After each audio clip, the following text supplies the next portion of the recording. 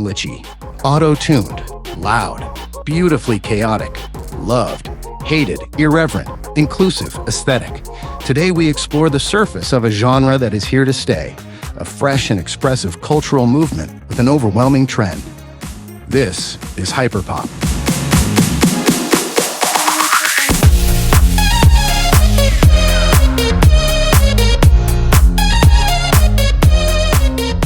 Hyperpop began in the early 2010s, rooted in the experimental sounds of producers like SOPHIE and the PC music label, led by A.G. Cook.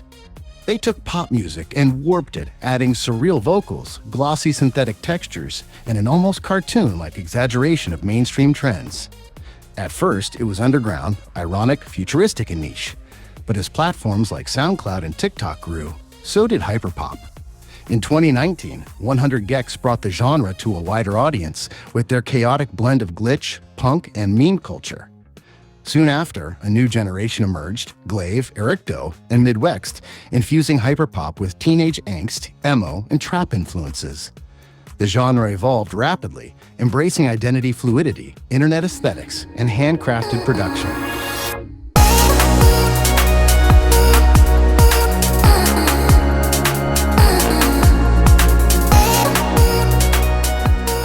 At its core, hyperpop isn't just a genre, it's a mindset.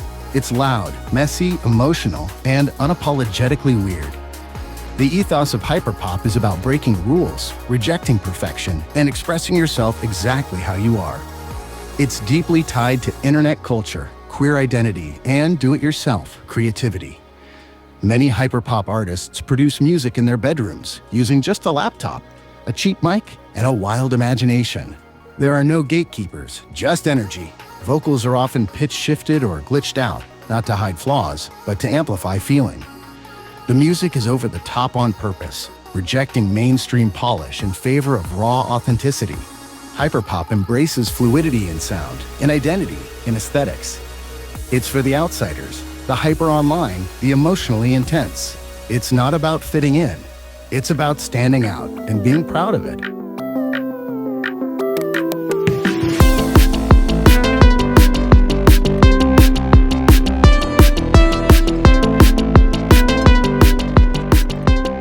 Hyperpop has had a huge cultural impact, especially among Gen Z and online communities. It gave voice to a generation raised on the internet, one that's hyper-aware, emotionally raw, and unafraid to break norms. The genre became a safe space for queer and gender nonconforming artists, offering radical visibility and creative freedom. Its non-professional nature showed that you don't need a studio or record label to make powerful music. Just some software and a bold idea. Hyperpop also blurred the lines between genres, identities, and aesthetics, influencing everything from fashion to visual art to meme culture. On platforms like TikTok, it became the unofficial soundtrack of youth rebellion, glitchy, fast, and deeply expressive. In short, hyperpop didn't just change how music sounds, it changed who gets to make it, how it spreads, and what pop culture can be.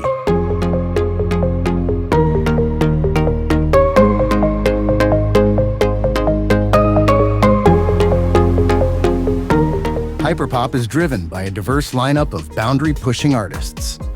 One of the most influential is SOPHIE, whose futuristic, metallic sound design and gender-defying aesthetic laid the foundation for the genre.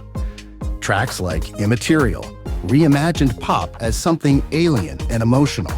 A.G. Cook, founder of PC Music, brought a glossy, ironic spin to pop with ultra-processed vocals and synthetic charm.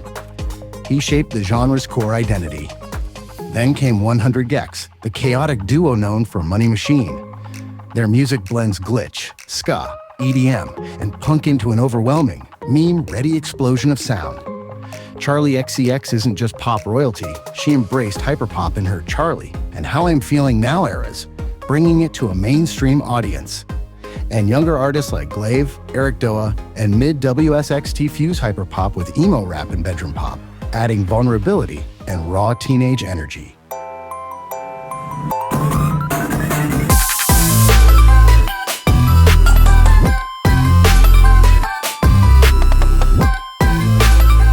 Today, hyperpop is in an interesting place. After its explosive rise in the late 2010 and early 2020, the genre has evolved beyond its original boundaries. What began as a niche, internet-born subculture has now splintered into new directions.